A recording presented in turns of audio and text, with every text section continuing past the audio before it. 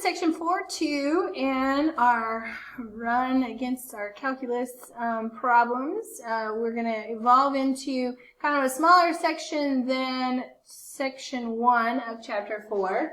But this is an important topic that kind of provides some of our frameworks for calculus. So last section we looked at finding absolute extrema of a function which is needed to produce an accurate graph of a function, which we will get to in the next section, and to solve optimization problems, which we will get later in chapter 4. In order to solve these types of problems, we will need one of the theoretical frameworks of calculus, which is the mean value theorem. But first, we will check out a smaller version of this with Rolle's theorem. So let me define what Rolle's theorem is. We will apply it, then we'll go ahead and do the idea with mean value theorem. So we're going to let f be continuous on a closed interval AB and differentiable on an open interval. That means we have a derivative at every place on that open interval. And one more condition for Rolle's theorem is that f of a equals f of b. So there is at least one value c in our open interval such that f prime of c equals 0. So what does that really mean? Well, if we look at a picture of this, I don't have much room for a picture, but we have a continuous function on a and b, and our endpoints have the same y value. So for instance, if I have a and b, here's f of a and f of b that are the same. In order to start at one and get to the other, means I have to go up and come back down in order to get down to that point. So if I have to do that with a continuous function that's differentiable on that open interval as well, that means I have to go up and I must come back down to get to the same value.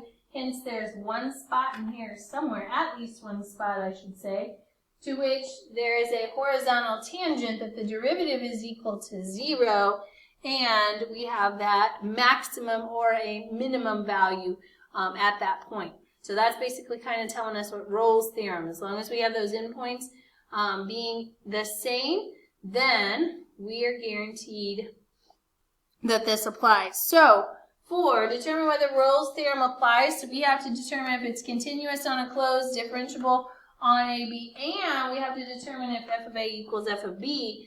Then we can figure out our c value that makes that true. Well, notice on these first two we have nice polynomials that are going to be continuous on a closed. They're going to be differentiable everywhere, so that's good. Which you may want to continuous, check. You had to write it out. Why? Because they are polynomials. Differentiable, check. We need to determine what is f of negative 2 and what is f of 4. So if we plug those values in and we determine what that is, we get a negative 8 here, and then we end up getting another negative 8, and then we get a positive 16, which would actually in turn become a 0. If I then do 4 to the third, which is 64, minus 2 times 4 squared, which is 16, which is 32, and 8 times 4 is 32 also. When I do that, I also get a value of 0. So notice here that we do have f of a and f of b equaling 0, which is part of the conditions that have to hold true. Those have to be the same. So now, once we know that that's true, now I can go and determine where that derivative is equal to 0 and find the c or the c values at which we have that horizontal tangent. So f prime of x is equal to, gives me a 3x squared minus a 4x minus an 8, and we have to determine where that's equal to 0. Now, this is one that's a quadratic that would be very nice if we could factor it. If we could factor it, then we can find the roots. But in this case, unfortunately, no matter how many times you try to factor it, it will not factor. So I wanted to do this problem with you just so that you could see the quadratic formula again, just in case that you need to do it. So here, x equals negative b plus or minus the square root of, b squared minus 4ac all over 2a is what I'm getting ready to do. And so for this problem, b is negative 4, so the opposite of b is positive 4 plus or minus the square root of b squared, which is 16 minus 4 times a times c, all over 2 times a, which is 3. Okay? Try to not run into that spot over there, so I'm going to bring that over here. And so I get 4 plus or minus, when I do 4 times 3 times negative 8, that gives me, when I add that then to 16, that gives me a positive 112. So when you do this calculation in here, that's something you should be able to do. You get 112 all over the 6. Now, I can separate this using radicals. This is 16 times 7. So I can get 4 plus or minus 4 root 7 all over 6. That is 16 times 7. 16 comes out front as the 4. 7 is the leftover.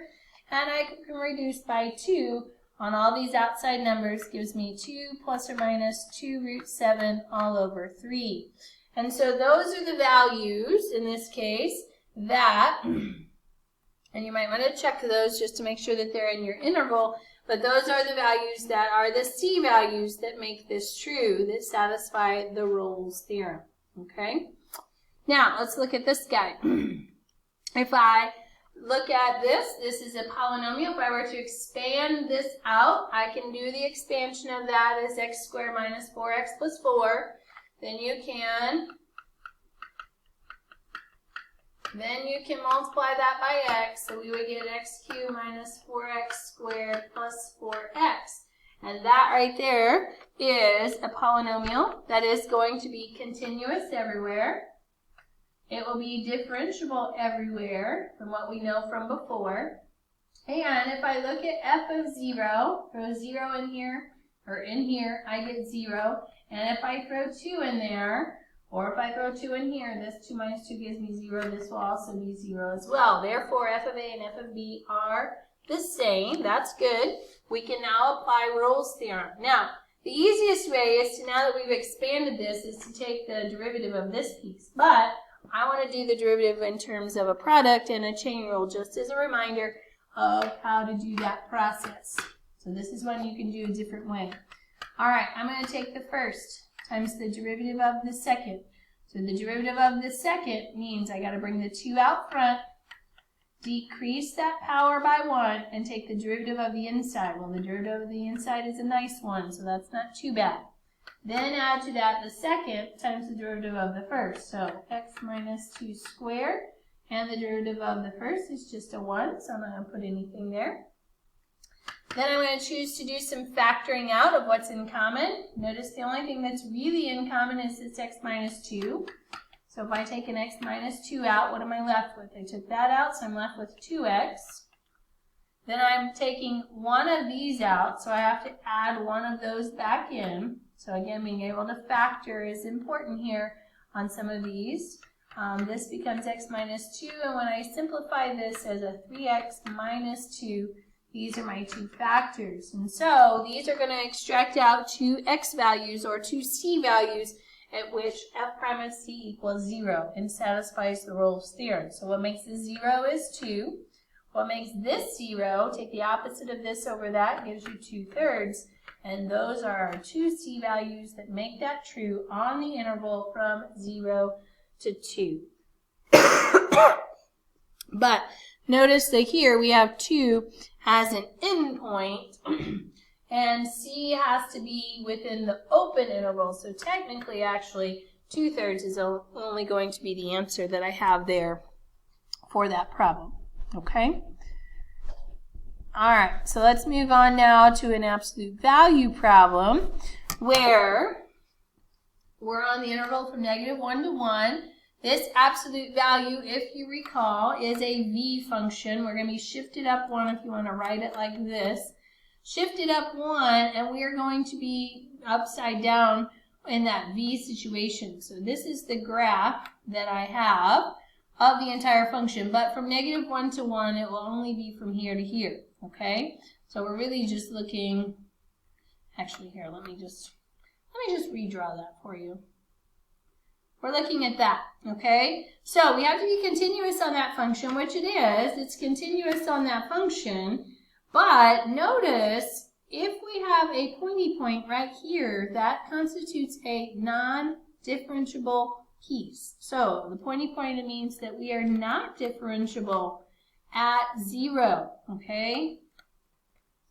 Not differentiable at 0. Therefore, I can't apply Rolle's theorem here, okay? So in this case, this would be one where Rolle's theorem does not apply. We write that and we move forward, okay?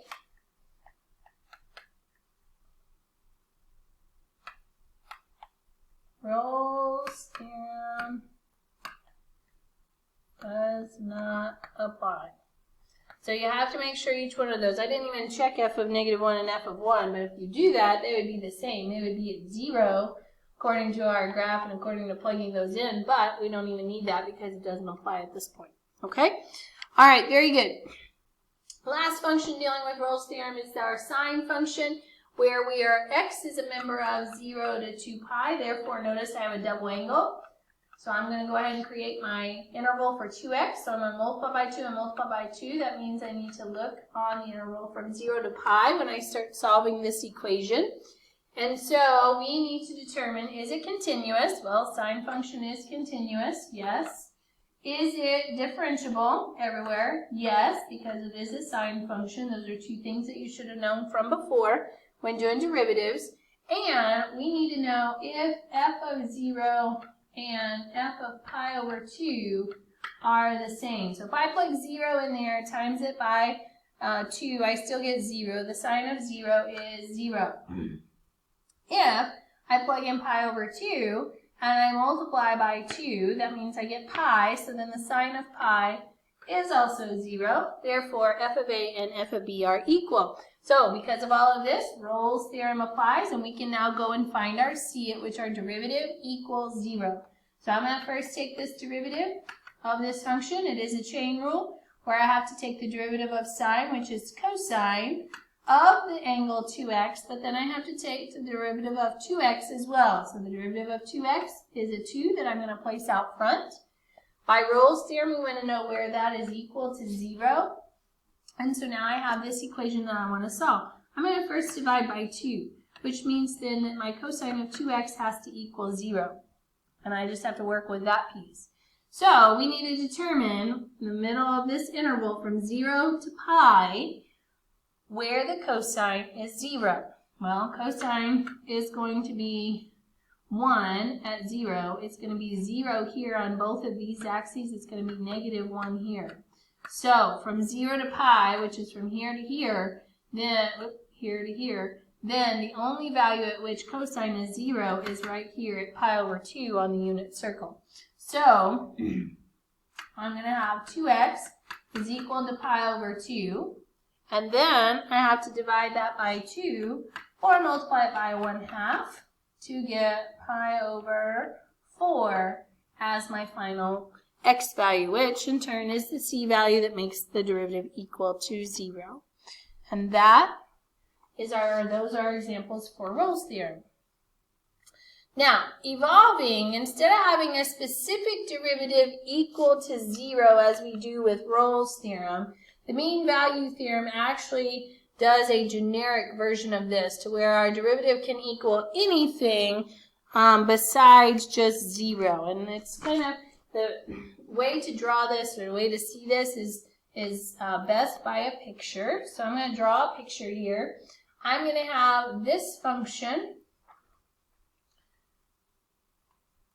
and I'm going to have a certain a value and a certain b value. So I've got 2 points here on my function.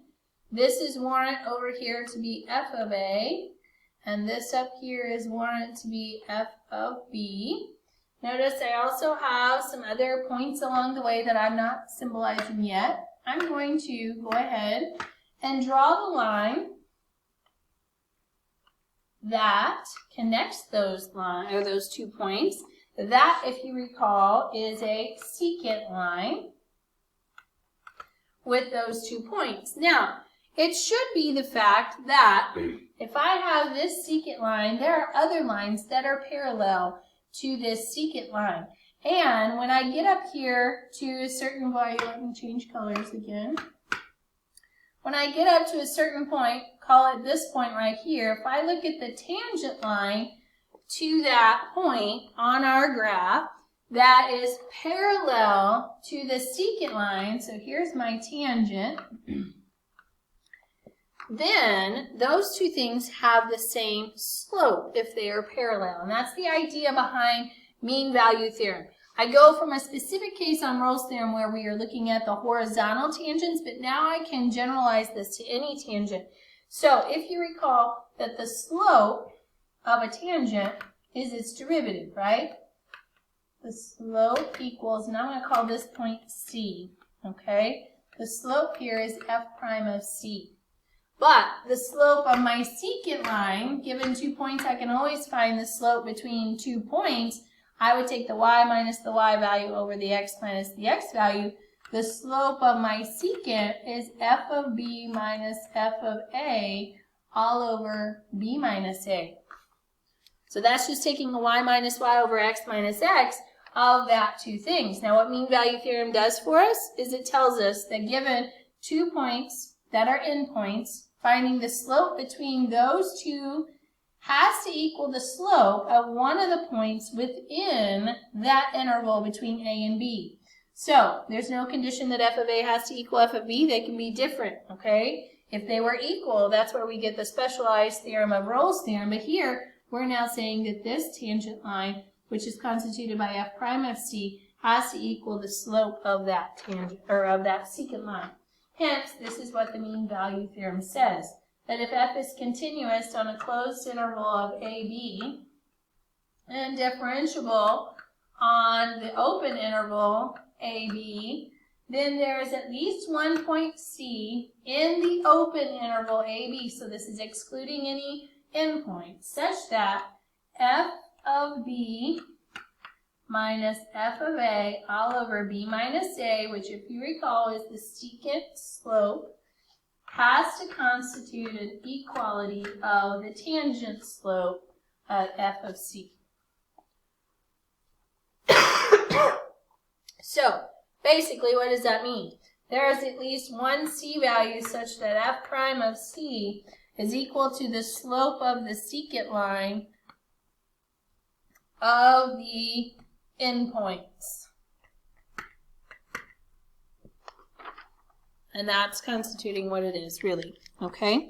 So it's going to be looking at finding the same type of things that we've done with Rolle's theorem, but we're going to actually have different slopes this time that our derivative is going to be equal to. And so, let's try these 4 examples. Maybe.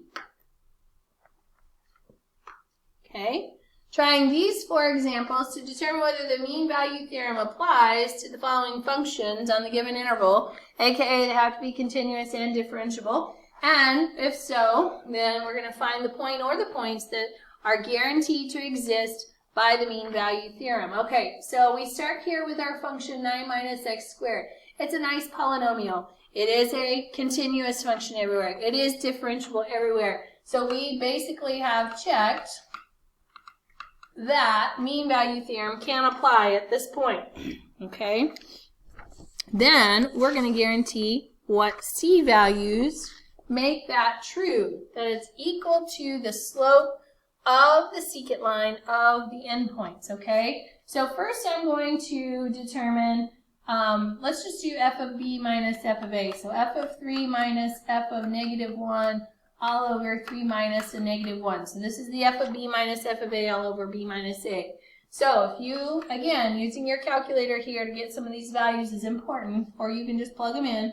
3 squared is 9, 9 minus 9 is 0, minus negative 1 squared is 1, 9 minus 1 is an 8, all over 3 plus 1 gives me a 4, so I get negative 8 over 4, which is negative 2. So that is what the slope of the secant line is, and that has to be equal to the derivative at some C value. So we're going to do it in terms of x. We're going to find the derivative of our function and then set that equal to negative 2 and solve. So here's one part, here's the other part that we need. So putting in the derivative of 9 is 0, the derivative of here is negative 2x.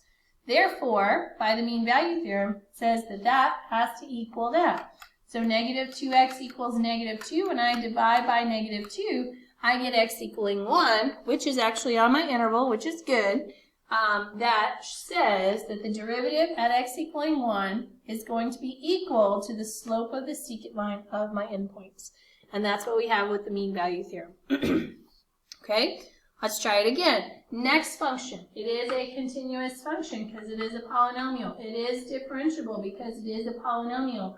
Can I now determine the c value or values that make this true on this interval? So I'm going to do my f of 2 minus f of negative 2 all over 2 minus a negative 2. Find the slope of the secant.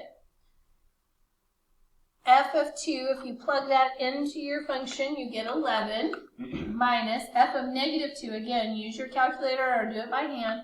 I will tell you this is negative 9 all over 2 plus 2. So this becomes a plus up here as well, which is 20 over 4, which gives me a secant slope of 5. Now, I'm going to then take the derivative of this function. By the power rule gives me a 6x squared minus a 3. Then we get a 0. And so that is what I need to set equal. This derivative has to be equal to that slope of my secant on the endpoint. So we get 6x squared minus 3 has to equal 5. 6x squared equals 8. When I divide by 6 and reduce, I get 4/3. Now, you can factor this all you want. If you want, what I'm choosing to solve by square rooting both sides, plus or minus here. Well, x then is equal to, I can square root 4, so I get plus or minus 2 on top and then the square root of 3. So I'm okay with you leaving it like that. The other version would be 2 root 3 over 3, plus or minus. Either one of those would work, and both of those are on my endpoint, or on my interval, in between my endpoints, making those the values that satisfy the mean value theorem, that the slope of the secant is equal to the slope of the tangent line for those c values. All right, next one is a piecewise function. Piecewise function, we got to check continuity and we've got to check differentiability first. So if I look at the continuity, remember we have to go back to, I don't know, chapter 2 or something to talk about continuity. Where, what is f of 0 in this case? What is the limit as we approach 0 from both sides? Does it exist? And are those two things equal? So f of 0 is going to be 0. When I do the limit from the left at 0, that's 0. The limit from the right is 0. Therefore, the limit exists, and it is 0, which equals the original function value is 0. So it is continuous. I didn't write that down. I just did a mental check. What about differentiability, though? If I take the derivative of each one of these functions, I get negative 4 and 1. That's if x is less than 0, and that's if x is greater than or equal to 0 when I take the derivative of each one of those individual functions. Notice that the derivative from the left at 0 is negative 4. The derivative from the right at 0 is 1. That derivative does not exist. So, f is not differentiable on negative 2 to 2. It is going to be everywhere else, but that breakpoint of 0 is the one that's in question, so you got to make sure it's continuous and differentiable for all. Everything else would be covered by your theorems for continuity and differentiability, but here, this shows us at the breakpoint of 0 that it does not apply. So, mean value theorem does not apply here. And again, state that and move on. We can't make any conclusions if it doesn't apply. All right, and our last one for this section, again, I told you it was a smaller section this time, is a rational function where we have x over x plus 2. Notice the domain of this function. Domain is x cannot equal negative 2 because that would bring a 0 in the bottom. That would be bad, but notice that negative 2 is not on my interval. So my function is continuous on that interval. And it is differentiable because a rational function is going to be differentiable everywhere in its domain. So on the interval from negative 1 to 2, we are good. All right, so let's first find our f of b, f of 2 minus f of negative 1, all over 2 minus a negative 1. So if I plug those values in, Again, plug 2 in, 2 over 2 plus 2, which is 4, so 2/4 is 1/2, minus. If I plug in -1 over -1 plus 2, that's a 1, so -1 over 1 is a -1. All over 2 plus 1 gives me a 3. So this becomes a plus, so 1 plus 1/2, or 2/2 plus 1/2 is 3/2 over 3. I'm going to put that over 1. You can rewrite and multiply by the reciprocal, or do a little extremes over means here, where I get 3 over 6, which is 1/2. So whichever way that you do it, that difference should be 1/2. Again, that's the slope of the secant line of the endpoint. So that's the first thing that we need. Second thing we need is the derivative. Because it is a rational function, we have to do a little ho-d-hi, or a little quotient rule. So I'm going to take ho-d-hi, so the derivative of the top is 1, minus hi, d-ho, the derivative of the bottom is 1, all over the denominator squared. And so when I simplify the top for my function, x plus 2 minus x, the x's are going to cancel and leave me 2 all over x plus 2 quantity squared. So that's the derivative that I now want to set equal to the secant slope. So I have 2 over x plus 2 quantity squared equals 1/2. And this is one in which we can solve. We have a proportion here. So we can actually cross multiply with this times this, which is x plus 2 quantity squared equals 2 times 2, which is 4. Lots of ways to solve for this. You can expand out, subtract the 4 to get it equal to 0 and factor, but I'm going to choose, since I have a square here, I'm going to choose the technique of square rooting both sides. Don't forget your plus or minus over on this side. So I get x plus 2 on the left, because the squares cancels out that square root. And I get a plus or minus 2, because that so happens to be a perfect square. Then I'm going to subtract 2. So I get -2 plus or minus 2. And I can actually figure out what those values are. -2 plus 2 gives me 0. And -2 minus 2 is a -4. Now, remember, C has to be on the open interval of -1 to 2. Obviously, -4 is not on that interval, therefore x equaling 0 is the C value that will work to make this true by the mean value theorem. Okay, so really just two things that we have to work on here in section 4.2. One, at which the Rolle's theorem has to be continuous, differentiable, and the endpoints have to equal. The f of A has to equal f of B before you can make a conclusion of where that derivative equals 0. And then more generically, if we can prove continuity and differentiability on an interval, then we can set that slope of the secant line of the endpoints equal to the derivative and find the C values at which those are equal as well. Okay, so we will do this for this section, and in the next section we're going to evolve into more graphing techniques on how to figure out what a more accurate graph is by using derivatives. So until next time.